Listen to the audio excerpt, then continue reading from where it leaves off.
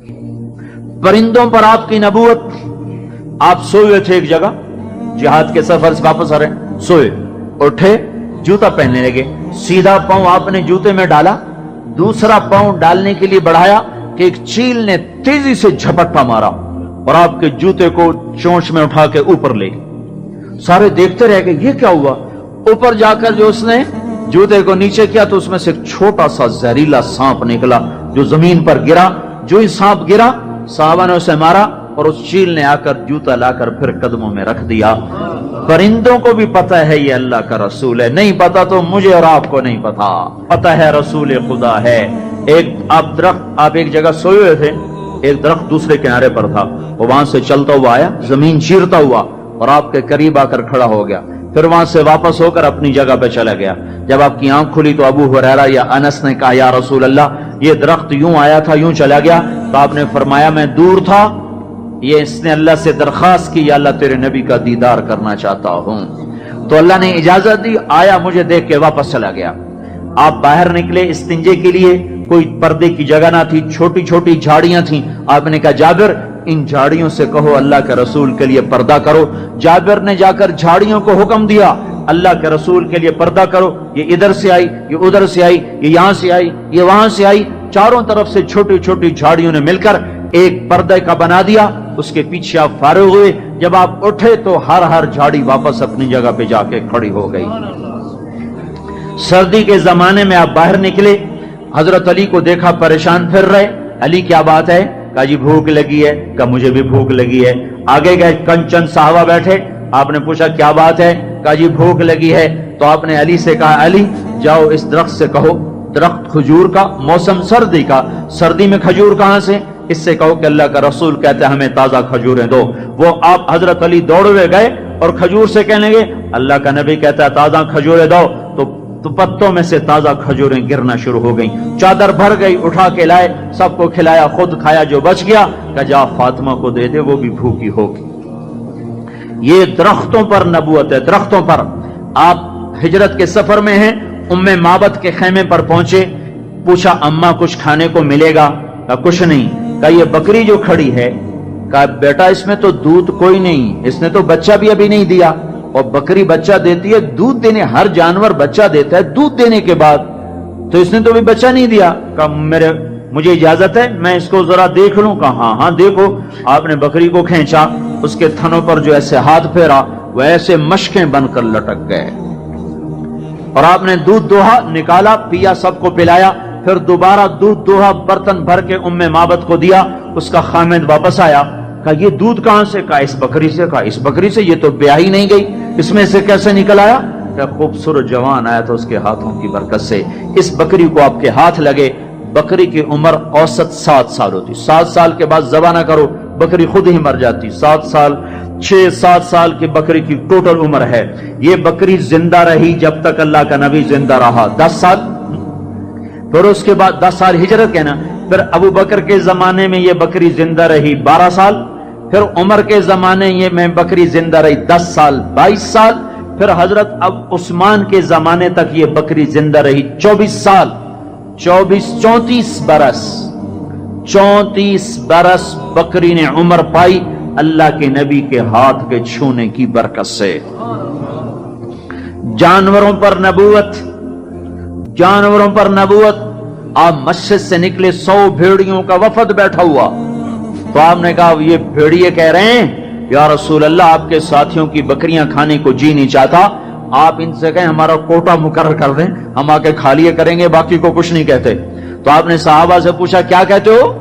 कहा जी हमारा तो जी नहीं चाहता कि हम पली पलाई बकरी दे दें। तो आपने कहा जाओ भाई तुम दाव लगा लिया करो, तुम हिफाजत कर लिया करो। जिन भेड़ियों पर आपकी नबूवत, और वो भेड़िए रोते हुए वापस जा रहे थे कि अब हमें ये काम करना पड़ेगा। आप एक जगह से गुजरे, एक हिरनी चारपाई से बंधी हुई, उनका या रसूल अल्लाह, या रसूल अल्लाह। आपने कहा क्या बात है? कहा आपका सहाबी मुझे पकड़ के लाया है, मेरे छोटे छोटे बच्चे हैं, वो भूख से तड़प रहे होंगे, आप मुझे छोड़ दें, मैं वादा करती हूं दूध पिला के वापस आ जाऊं। तो आपने फरमाया अगर तू वापस ना आई? कहा या रसूल अल्लाह ये कैसे हो सकता है कि मैं वापस ना आऊं, मैं आपके हुक्म को भला कैसे टाल सकती हूं? اگر واپس لاؤں تو اللہ تعالیٰ مجھے دوزخ کا عذاب دے. اور آپ نے اس کی آپ چونکہ ذاتی ملک تو تھی نہیں, جو شکار کر کے لایا تو اس کی ملک تھی, لیکن آپ کو اس کو کھول دیا, پھر خود وہیں کھڑے ہو گئے. وہ بکری دوڑتی ہوئی گئی اور جا کر دودھ پلا کر پھر اسی طرح واپس آ گئی. اسے پتا ہے میں نے ذبح ہو جانا ہے, پھر بھی اللہ کے محبوب کے فرمان پر ایسے سر جھکایا. ہم اس کے فرمان پر نماز پڑھنے کو تیار نہیں, داڑھی رکھنے کو تیار نہیں, سچ بولنے کو تیار نہیں, ماں باپ کی خدمت کرنے کو تیار نہیں, اور وہ ذبح ہونے کو آ گئی تو آپ کا ایسا دل نرم ہوا کہ آپ وہیں کھڑے رہے. تھوڑی دیر گزری تو وہ صحابی آ گئے. آپ نے کہا بھائی میری ایک درخواست ہے. کہا یا رسول اللہ ارشاد فرمائیں. کہا یہ ہرنی مجھے ہدیہ کر دو. کہا یا رسول اللہ میں قربان سب کچھ, یہ ہرنی کی کیا حیثیت ہے؟ تو آپ نے اس کو پکڑا اور اس کے گلے سے رسی کو کھولا. کہا جا اپنے بچوں کے پاس چلی جا. تو ایسے مڑ مڑ کے آپ کو دیکھے اور آپ کا شکریہ ادا کرتی وہ اپنے بچوں کے پاس چلی گئی. تمہارے نبی کو ہرن بھی جانتے ہیں کہ یہ اللہ کا رسول ہے, نہیں جانتا تو میں اور آپ نہیں جانتے, نہیں جانتے تو مری والے نہیں جانتے, جگ تو سارا جانتا ہے کہ یہ اللہ کا رسول ہے. آپ پتھر کے پاس سے گزرتے, پتھر کہتے السلام علیکہ یا رسول اللہ. نہیں پتا تو مری والوں کو نہیں پتا, ورنہ مری کے پہاڑوں میں یہ آگ نہ لگتی جو گرمیوں میں لگ جاتی ہے. یہ ظلم نہ ہوتا جو عورت ننگی ہو گئی, نوجوان آوارہ ہو گئے. اگر یہ اللہ کے رسول کا پتہ ہوتا تو مری کے پہاڑوں میں چاروں طرف اللہ اللہ ہوتا کہ یا اللہ تیرا شکر ہے تو نے گرمی میں ٹھنڈا موسم دیا. یہ گرمی کے ٹھنڈے موسم میں نافرمانی کرنے کے لیے مری کا رخ ہوتا ہے.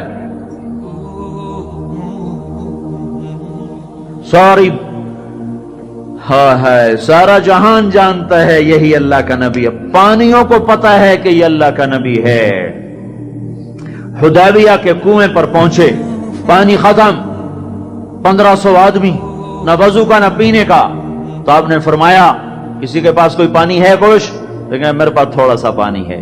آپ نے منہ میں ڈالا, کل ایسے منہ میں گھمایا اور حدیبیہ کے کنویں میں آپ نے اس کو جو کلی کی تو حدیبیہ کا کنواں ابلتا ہوا باہر نکل آیا, ابلتا ہوا باہر نکل آیا.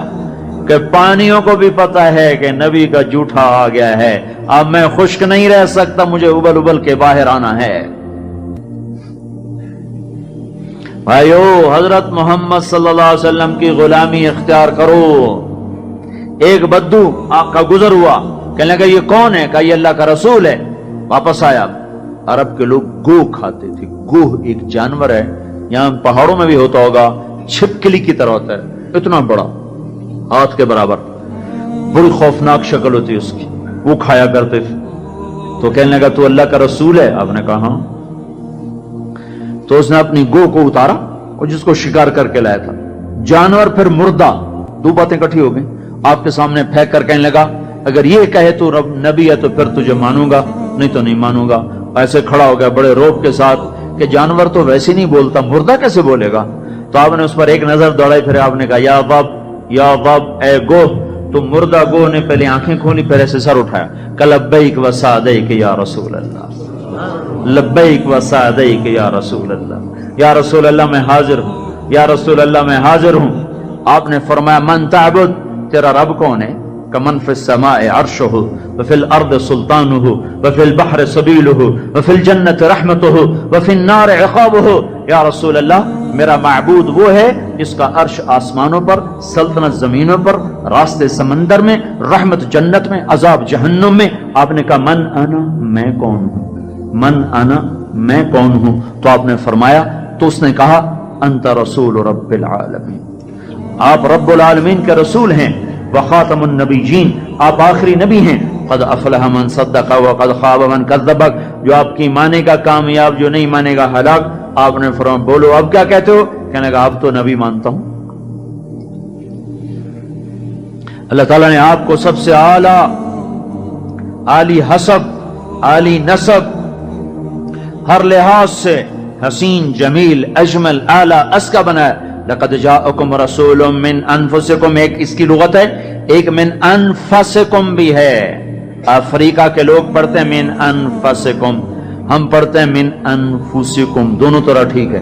من انفسکم, تم میں سے آیا ہے, تم میں سے آیا ہے, تمہارے ساتھ رہا ہے, 40 साल में कोई एक ऐब दिखा दो, कोई एक कमी दिखा दो। जिसने 40 बरस ऐसे पाक गुजारे तो ये कैसे हो सकता है कि वह झूठ बोलना शुरू कर दे। मिन अनफसिकुम, ये सबसे आला खानदान का है, इस जैसा खानदान कोई दिखा दो। मेरे नबी ने कहा अल्लाह ने सारे कबाइल में से अरबों को छांटा, अरबों में से मुजर को छांटा, मुजर में से कुरैश को छांटा, कुरैश में से बनु हाशिम को छांटा, बनु हाशिम में से अल्लाह ने मुझे छांटा। मैं सबसे आला नस्ब आला हसब हूं, सबसे आला खानदान। किसी नबी का नस्ब महफूज नहीं, आपका नस्ब आदम अलैहिस्सलाम तक महफूज है।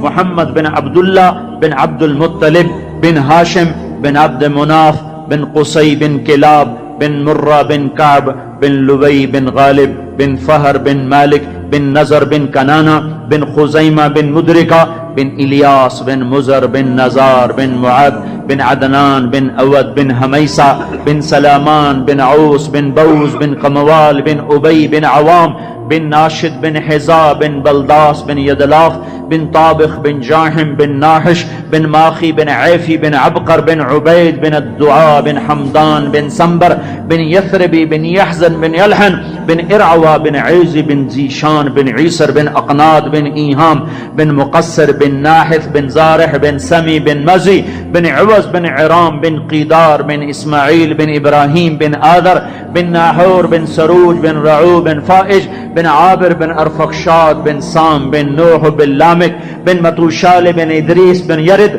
बिन मलहल ईल बिन कीनान बिन आनूश बिन शीसर बिन आदम अलैहिस्सलातु वस्सलाम।